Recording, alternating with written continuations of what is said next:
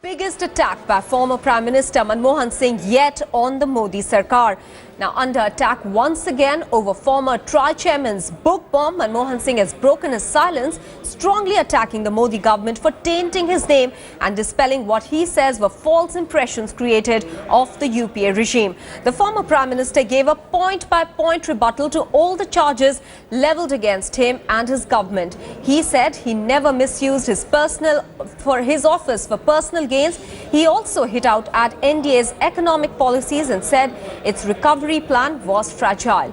Dr. Singh said that his government had left the economy in a stable condition where it was growing at 8.5% annually. Dr. Singh also said that India's identity as a secular democratic republic was under threat under the present regime. The former PM made these statements at a youth Congress function. The BJP was quick to react. Take a look.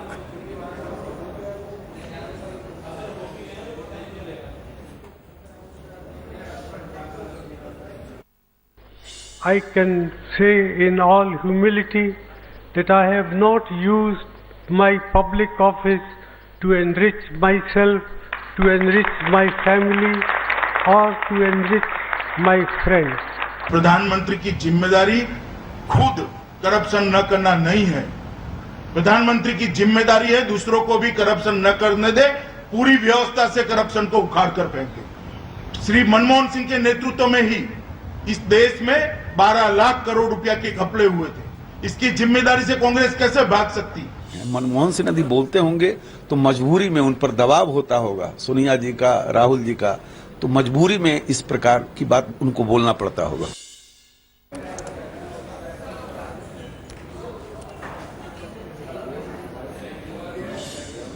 And joining us now is Ejaz Ilmi of the BJP and Tom Vadakan of the Congress for their views on this battle between the Congress and the BJP that's broken out. Let me first go to Ejaz. Ejaz, if Prime Minister Modi alleges that an extra constitutional body was remote controlling the UPA government, there are allegations from the Congress that there is too much centralization of power in this government with the Prime Minister. Isn't it just as bad?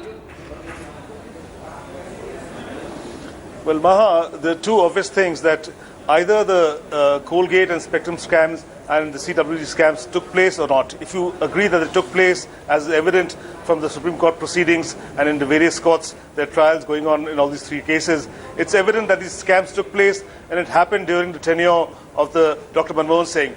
The problem is the perception that Dr. Manmohan Singh was presiding over a government which allowed loot and scoot under his regime.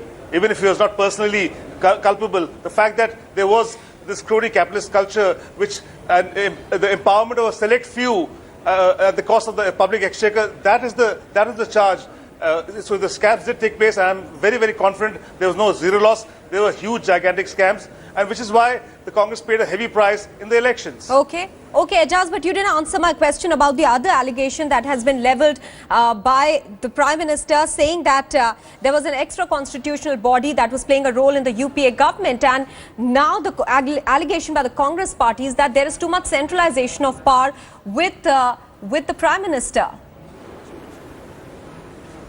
Well, if there is centralization of power and if no scam has happened, it's a good thing that we have a top-down approach, that we instill confidence in cleansing the corrupt system that was there earlier and replace it with a top-down approach and ensure that scams don't happen and there's a corruption-free atmosphere in the corridors of power. Then it's a positive thing. But on the charge of centralization, every minister is out doing his job. The Prime Minister is leading from the front, and that's evident.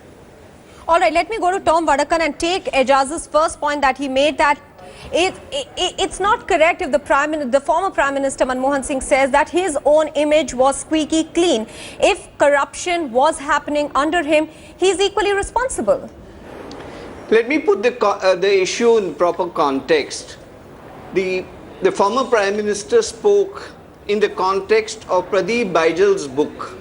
Now, Pradeep Baijal has been booked by the CBI and for the ITDC Lakshmi Vilas Palace, which value is 151 crore. He sold it out for 7.5.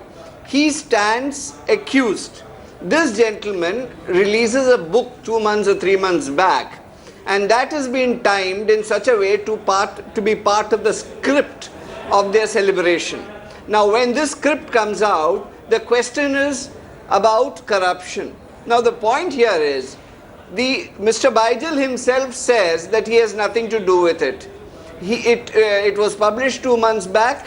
And Mr. Vadakan, we had a word with Pradeep Baijal yesterday, and he said that he was called by the Prime Minister and the Prime Minister directed him to go along with the minister, which clearly meant that if there was a scam happening, just overlook it.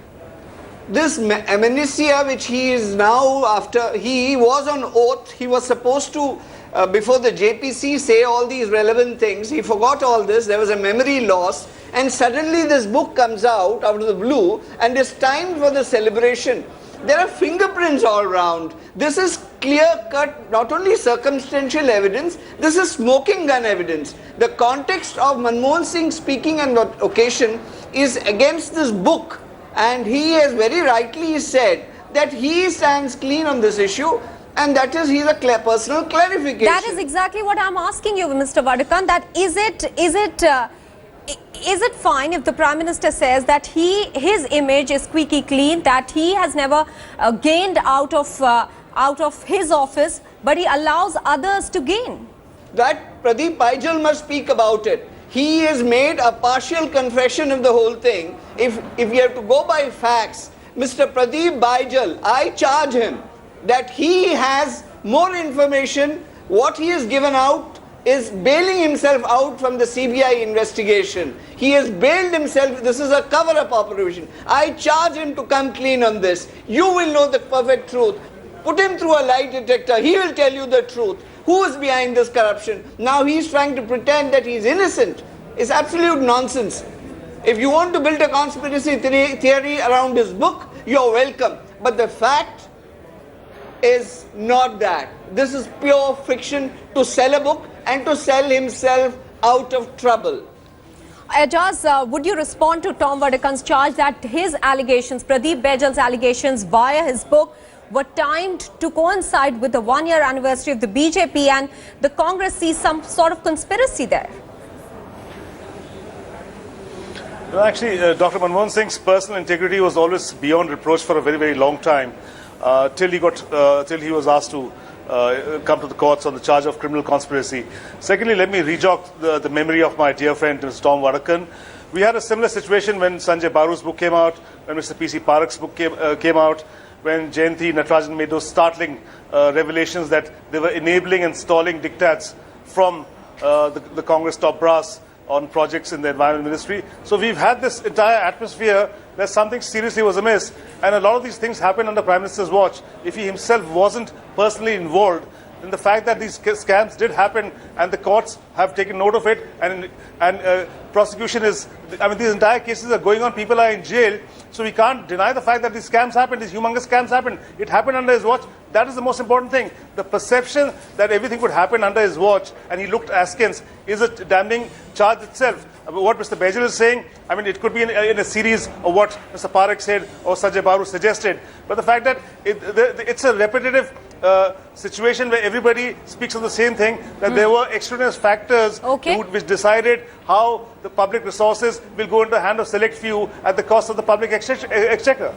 Tom, how would you react to that point being made by Ajaz, that one can't overlook the fact that a scam did take place and under the former Prime Minister Manmohan Singh? It is a very strange situation. My Ajaz Ilmi's memory is short. He was in our party a few months back and I was not seeing him so worried as now. Be what it may, that is a purely personal factor. I ask you another question. We have sent cabinet ministers to jail. We are the people who brought RTI into this country. We are the people who have been transparent. We have sent cabinet ministers to jail. Have you done that? You have a rapist in your cabinet. You have a CAG accused in your cabinet. Where is the CVC? Where is the CIC? Where is the Lokpal? If you close your door to transparency, then no scam will occur. If you have the forces that are supposed to protect... Okay, Mr. Vadakan, I'll stop you there because I quickly want to give Ajaz the time to respond to those allegations. Ajaz, go ahead. You know, this short-term amnesia that you want to inflict on the entire nation, that no scams happened under the UPA 2 tenure, is something that will not wash. People are very well aware, and they voted with the hands and feet and given a thumbing relegation and decimation to your party, primarily because the perception was a humongous amount of money was looted, which belonged to the public. So the amnesia problem is yours, and you can't impose it upon the people, Mr. Tom Varakan. Secondly, I've been in the BJP for the last 1.5 years. Yes, it's very, very clear that Dr. Manmohan Singh's personal integrity was always beyond reproach. But the fact that all this was allowed to happen and the loot and scoot culture happened, that is the charge that you can't deny, and you can't say the scams didn't happen. No one suffers from amnesia, and your attempts to impose this amnesia on the public will not wash.